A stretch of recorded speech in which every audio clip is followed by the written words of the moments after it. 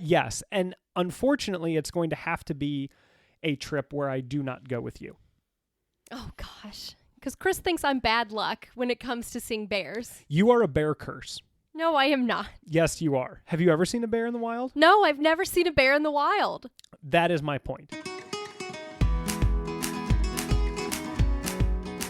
Hello and welcome to the Worldwide Honeymoon Travel Podcast, the podcast that talks about all things couples travel, including destinations, tips, advice, and more. I'm Kat. I'm Chris. And this is episode number 168. I'm glad we found time to record today in the middle of my baking jamboree. Yeah. Ridiculous. It's about time. It is ridiculous. But we've been so busy every weekend that you haven't had time to finally to settle your bet. Yes. So if you'll recall, about a month or so ago, Christopher lost the NCAA tournament bracket challenge that we did together, and we had a bet, and loser had to bake a dessert of the winner's choice. And Christopher is currently making shoe buns filled with pastry cream, and you've made the pastry cream already. So yes. Great job. And see, I really like cooking. Mm-hmm. Baking is more difficult because I got to like the next step, right? And I'm like, okay, I'm going to keep going. And then it says like room temperature butter. And I'm like, well, I did not see that before. So we are recording while I'm waiting for the butter to come to room temperature. Yep. This is my life now. You're your regular old pastry chef. I guess so. But I have an exciting follow-up to last week's episode. Okay. So last week we talked all about over-tourism and ways that you can kind of minimize your impact while traveling. Mm-hmm. Or ways that you can like combat the effects of over-tourism, I would say. There was an article published this week that the Republic of Palau is rewarding responsible tourists. Oh, nice. By doing what? So there's going to be a mobile app, and visitors can make sustainable decisions, visit culturally important sites, and then be rewarded. And those rewards come in the form of opportunities to earn access to nature and cultural experiences that are normally reserved for locals or like family or close friends of locals, those sorts of things. Examples are like certain hiking trails or certain swimming holes or meals, etc. Mm-hmm. So you, from the article, you like have the opportunity to kind of say like, oh yes, I am doing this. And you like check it off in the app or whatever. And then once you accumulate so many points during your visit, then you have access to these things. But it points you in the direction of making sustainable choices while visiting the Republic of Palau. Nice. Isn't that pretty cool? That is really cool. Yeah, I was blown away when I read that. I was like, that is a really, really neat idea. And they said that they were trying to develop something that would encourage people to enjoy the country while also ensuring that the country is going to be there for generations to come, right? And they wanted to encourage people to enjoy the country, kind of reward people for doing so in a responsible way, and not just rewarding people that are spending a bunch of money there. So, yeah, I thought that was a pretty cool idea. Nice. No, yeah. That is really neat. Yeah. Any other updates that you have? Not much. It's just our weekend off. Yeah. We're not going anywhere or doing anything, and that's kind of nice. Laying low. Yeah. Do you have a highlight? I think my highlight's going to be you finishing these shoe buns and getting to try those. That's not going to be until like midnight. Okay. But yeah, I'm looking forward to that as well. My highlight was playing basketball this past week. Aw. Yeah, I was just like shooting hoops by myself. I haven't done that in years, and I used to all the time. Like I was talking to my mom, and she was like, oh my gosh, yeah, I remember you being outside for like hours after dinner, just like shooting around. And I just loved to do that as a kid. Mm-hmm. So yeah, having the chance to do that this past week was pretty cool. Nice. Anything else you want to chat about before we jump into the episode? I don't think so. Let's dive in. All right. So this is going to be the start of a new series, kind of similar to our 2 Weeks in a Continent series, which was episodes 113 through 118. Mm-hmm. And during those episodes, we each imagined that a traveler has 2 weeks to spend on each continent. How should that traveler spend their time? Right? Yeah. And it was a lot of fun kind of thinking through it, making the itinerary, all of that kind of stuff. So now we are going to go continent by continent and create a bucket list for that continent. And the way that we're going to do it is that we are each coming up with our top 3 experiences that we have had on a specific continent, and then our top 3 that we want to have on each continent. Yes. Yes, and these are not necessarily experiences that we have had together. But like Europe, you have traveled extensively in Europe. I know South America, for example, and Africa, we've only been to one country each there, right? So those we'll probably have a little bit more in line with each other, but some of the other continents, our current top 3 experiences have the chance to deviate from each other, and definitely our next 3, because I think that we do,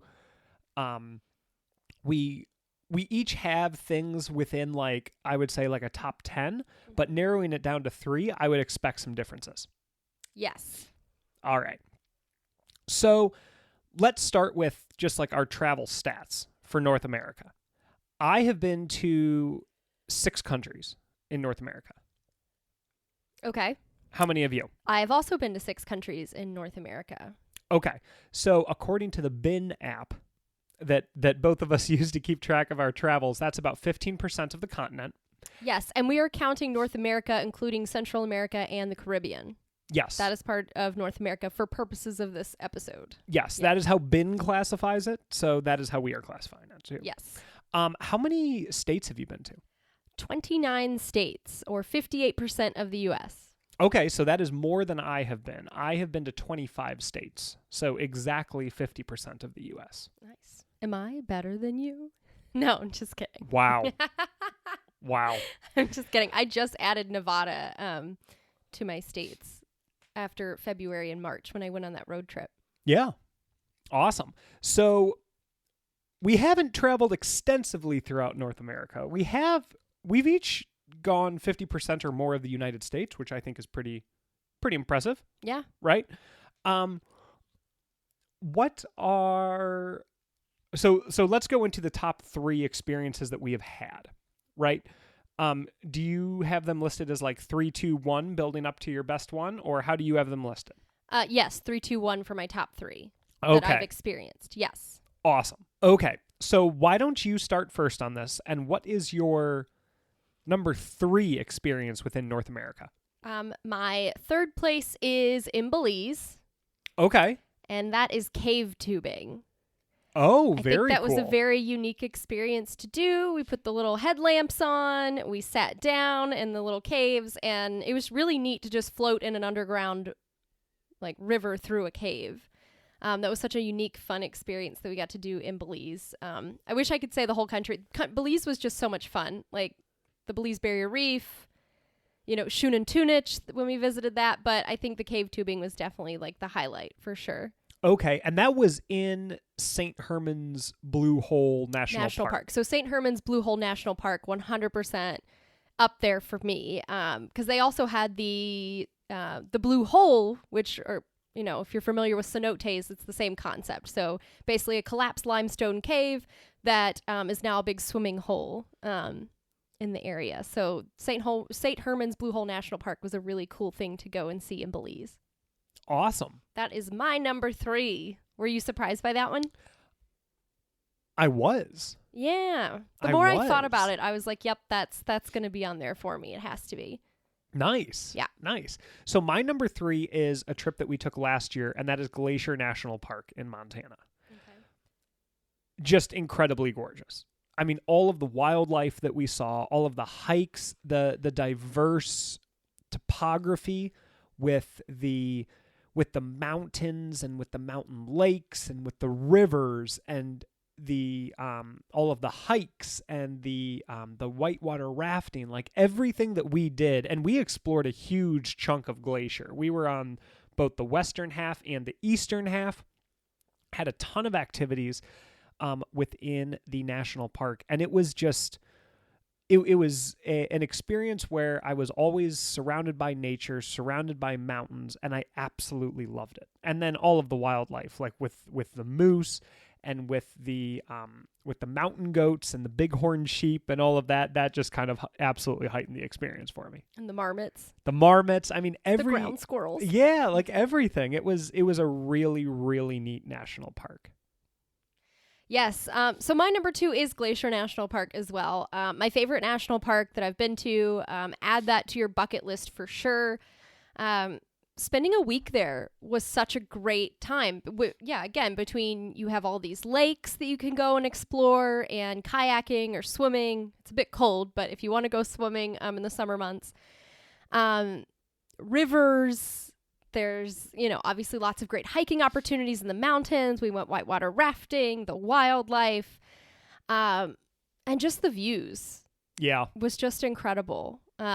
Just driving through, going to the Sun Road is such a huge highlight, especially when you get up near sort of like where the Continental Divide and all of that is, the Logan Pass Visitor Center.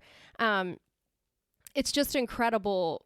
You're literally driving in this big highway in between these cutouts in the mountains, and it's just crazy. You don't want to look down because you're very close to the edge, but it is also a very, very beautiful experience and really cool to see.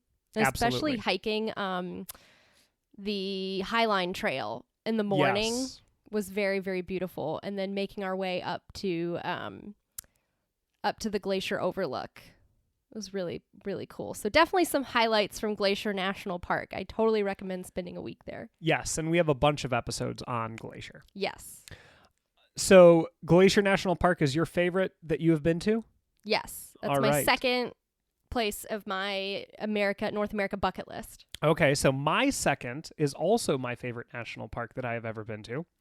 That is Denali National Park up in Alaska. Denali has 6 million acres of wild land. And it also boasts North America's tallest peak, Mount Denali, at 20,310 feet, or approximately 6,190 meters. Huge peak. Mm-hmm. The amount of wildlife and just the vast expanse of wilderness in Denali is something I will never forget. It was absolutely breathtaking. We saw a mother grizzly with her cub. We saw caribou. We saw elk. We saw Dall sheep. We saw just a bunch of stuff. And it was like nothing I had ever seen before, because it was just as far as the eye could see, other than like the little bus road that you use. Mm-hmm. It was just entirely untouched wilderness. It was so neat. A really, really cool experience. And that one is going to be hard for any national park to beat, I think. For me personally. Unless you go to some more Alaskan national parks. Yeah, very true. Like very Gates true. of the Arctic or Wrangell St. Elias or something crazy. But it'll be cool to see also how like Yellowstone and all of that kind of compares to Denali as well. But that one is far up there for me. Was Glacier your second favorite? National park? Yeah. Yes, that is my second favorite that I have. It was your third of your top 3 experiences. Yes. Does it come close to Denali, or is Denali just sort of on its own level? It does come close. To me, I think we spent more time in Glacier than we did in Denali, but I think that Denali was such kind of a transformative experience too. Like it really showed me that like travel can be something different, I guess. Mm-hmm. And I think that like there's definitely like a little bit of nostalgia there that I'm sure is playing into this, but I think that I think that Denali has Glacier beat. I really, really do. Nice. Yeah. I'm guessing that our top experience is the same for both of us. And that is Piedras Blancas National Park and the Golfo Dulce in Costa Rica. Yeah, so the Osa Peninsula area of Costa Rica, we stayed on the Golfo Dulce area of it, near Piedras Blancas National Park at Playa Nicuesa Rainforest Lodge. Such a unique experience, so much fun. I mean, you have the beach almost to yourself. The wildlife was incredible, from the Golfo Dulce with all the dolphins and the sea turtles and everything to everything on the land. I mean, we saw curassow, we saw macaws, parrots, monkeys. Yeah, monkeys. Yeah. So much good stuff. A peccary. Yes. Yes. Tons of agouti, like lots of wildlife just through hiking and boating and all things. So I had the best time there. I also really liked the lodge we stayed at. It was an open air cabin, so you heard lots of cool noises at night. We did shut the blinds or the shutters and stuff at night. But during the day we had it wide open, and it was a lot of fun to just kind of relax. I had the best nap during a rainstorm one day there. That was really neat. I love the open concept at the lodge as well, and the views are just incredible. It kind of reminded me of going to Tambopata Research Center, but you have a beach too, which is great. Yes, and the accommodations were fantastic as well. Yes. Yeah. So it was a great place to go. Highly recommend it. The Osa Peninsula is just a nice little semi-untouched, pretty remote part of Costa Rica. I don't think a lot of people get to. So highly recommend going if you get the chance. Absolutely. That is our top of our 3 bucket list. Experiences that we have had. Experiences we have had in North America. Now, we get to the next 3. And I think this is where we will differ a bit. Mm-hmm. Do you want to go first? Did you put these in any order, or were you just like, these would be the ones? I did not put them in a particular order. I did not either. Okay. All right, so my first one is a road trip through the Yucatan Peninsula of Mexico. Wow, okay. That is one I've been wanting to do for a while. And you're not a fan of renting a car outside of the U.S., I feel like. You're always a bit nervous to do that, especially if it's a place you've never been to. I don't want to say I'm nervous to do it. It's just like... Because we talked about doing it in Costa Rica, and you were like, nope, I don't want to rent a car there. And I was like, okay, well, we're going to have to figure something out. Well, for me, if I'm going to go on vacation, I don't want to have to drive. Unless there is, a good reason to drive, around a national park. You know what I mean? Yeah. I don't know. That's just me, me personally, my travel. Well, and it can be tricky, too, because you have to make sure you know the local driving laws and all of that stuff, at least enough to get around and... or anything like that. But I do think it would be a lot of fun to do a road trip around the Yucatan Peninsula, to see Merida, to see all of the cenotes, Chichen Itza, go to all the beach towns like Tulum and Cozumel and Playa del Carmen, and things like that. So I think that would be a really fun to see and eat all around there. But I feel like doing it on a road trip would be a lot better than just going to one place and staying there the whole time, because then you really get to experience some of the hidden stuff that most people probably wouldn't see if you had your car and you're on your own time. Yeah, I mean, that is a good point. Yeah. It's not something that I would never do. It's just I'm going to have to come to terms with the fact that I'm doing it. Okay. You know what I mean? Do you want me to drive? No, absolutely not. I'd like to get there safely. Oh my gosh. Christopher is the worst side seat driver that I'm just fine, you drive. Yeah, I'm also drive team trained.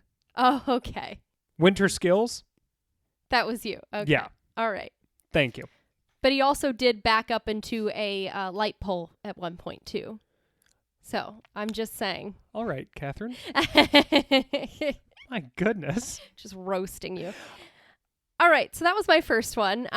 Going to the Yucatan, seeing some Mayan ruins, cenotes, cool beaches, obviously lots of great food, and all of the beautiful little towns in between. I think that would be a lot of fun to go see in Mexico.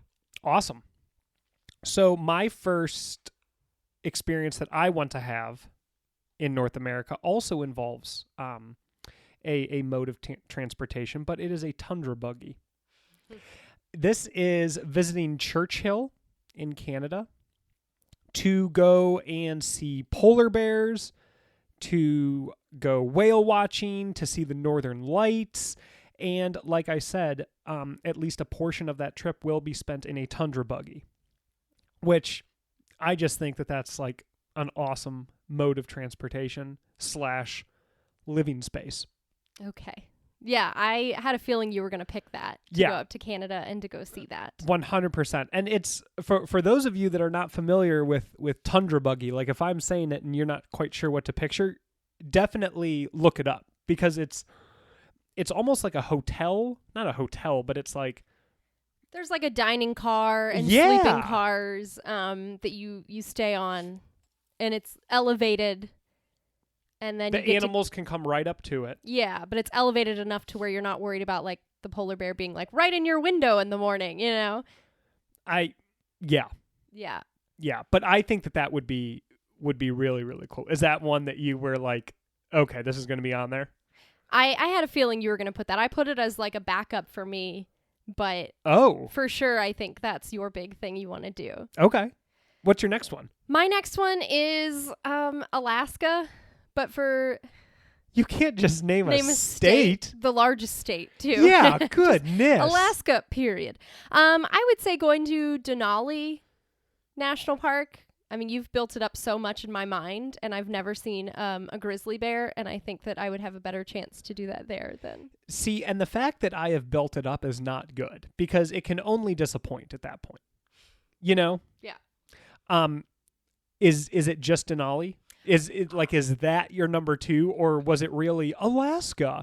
And there's this, and there's this, I and was going to say Katmai National Park too, Unbelievable. because that's where you see the grizzly bears, like the salmon runs. That would be pretty cool. Okay, if you had to pick one between Denali and Katmai, I would say Denali, because there's going to be more stuff to see there. Cool. Yeah. Cool. What's yours? Is that something that you had thought about? Well, as we're recording, your folks are in Alaska. Going to Denali right now. Yes, they have been waiting for like 2 years. They were supposed to go in May of 2020 to Alaska on a cruise, and sadly didn't get to go. And then they had rescheduled it to last year, didn't get to go, and then they finally rescheduled it for this year, and they are finally there, and they're all excited. So yes, I can't wait to hear all about their trip. Now, was Denali something on your radar before like you and I started talking travel? Or not really? I hadn't thought of Alaska too much until you have built it up so much. I think that's one of your favorite places in the U.S. Yeah, absolutely it is. So, yeah, I just feel like I really want to go see it. Cool. All right. My number 2 is going to be warmer than Churchill. Okay. It is visiting Tikal in northern Guatemala. I'm sure you're not surprised about this one either. No. So Tikal is an ancient Mayan complex. It has temples, has pyramids, and then other structures. The entire complex is about 10 square miles, or about 16 square kilometers. So it's pretty big. There's options to spend the night in the Tikal park, the Tikal complex. I don't know, like the ruin sort of aspect, the ruin in the jungle environment is always something that calls to me. Mm-hmm. And this was a possibility for us when we visited Belize, because visiting Tikal is a day trip that is available to visitors of Belize, but with like border crossings and vaccination and all of that kind of stuff, it was not open to us when we visited, but a great reason to head back down there. So that is on my list. What is your last one? Or before you say that, do you have like a list of contenders, like ones that almost made the cut but didn't quite get there? Yes, I would say the polar bear safari in Canada was one of them. Yellowstone National Park, that is one I definitely want to see still, and go for hikes and to see the Grand Prismatic Spring and Old Faithful and, all of that stuff. And then Napa. I think it'll be a lot of fun to go to Napa Valley and, try the wineries and go to some really famous wineries and just see the views and all of that stuff. I think that would be pretty. I also really want to visit Jamaica. I think with the beautiful beaches, the jungles, just the culture, the food, I think, again, really want to check that out. So well. everything.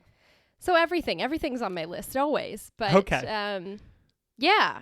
I don't know. Do you have any little contenders too before we do this, or do you want me to go with my number one and then you go with your third one and then I'll go after that. Okay. So my third one is to Hawaii, but specifically the island of Kauai. Yes. So awesome. So not just because of Jurassic Park or anything, but it does have those very dramatic landscapes and waterfalls and great hiking and beautiful beaches, and I just feel like it's not as crazy to visit versus like Maui and like Oahu because you have Honolulu and all that stuff. Not as crazy to visit? Not as like crowded and like... Have you seen what happened to Jurassic Park? That's true. No, that was off the coast of Isla Nublar? Off the coast of Costa Rica? Yeah. No, but I just think that Kauai would be really, really beautiful to visit for its hiking and like beaches and everything. I agree. Yeah. I have never been to Kauai. I've been to Hawaii, but we did not go to Kauai. Yeah, and I feel like Maui gets a lot of attention and Oahu does. Not that Kauai doesn't get tourists, because it definitely does. But I don't know. I just feel like it's a little less famous. So it's kind of, that would be a neat place to go and see and check out. Fair enough. Yeah. What about you? All right. So I had also written down a list of contenders that I chose my three from. Ones that did not make the cut, unfortunately, are Grand Canyon National Park, Yellowstone National Park, and Acadia National Park. You're all national parks up here. Well, hold on now. As well as Havana. Mm-hmm. I know that I talk about that a lot, but for whatever reason, there's like this like draw to Havana for me. Yeah. So I really, really want to visit there. And then also up in Greenland, Ilulissat, the area with the fjord where all of the like the glaciers or the ice, are they called ice fjords? Why am I blanking on this right now? I have no idea. The massive ice caves? No, they're not ice caves. They're like floating by in icebergs. I'll call them icebergs. I don't know if it's like Yeah, I'll call them. Yeah. Okay. We'll call them icebergs.